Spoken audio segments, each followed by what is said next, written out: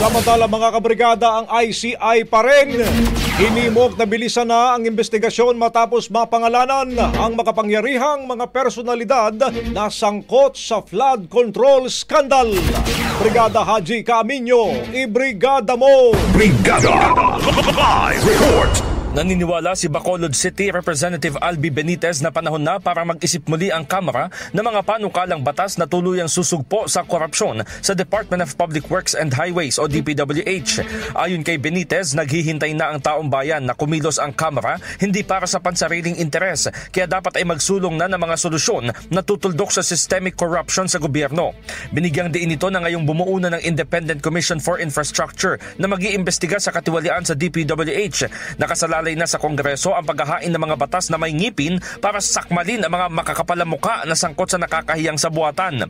Iginit din ng kongresista na dapat bilisan ng ICI ang investigasyon lalo't parami ang mga mababatas na idinadawit sa iskandalo.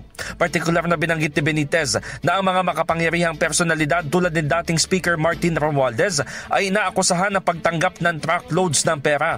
Dagdag pa niya, tila napapanahon na para pag-isipan ang reforma sa DPWH na magiging sapat para wakasan ng korupsyon o di kaya tuluyan ng buwagin ang ahensya at palitan na ng bago. In the heart of changing lives, ako si Brigada Haji Caaminyo ng 105.1 Brigada News FM Manila, The Music and News Authority. Ang bahaging ito ay hatid sa atin ng NutriCleanse Herbal Capsule. Linis tiyan, sexy tiyan.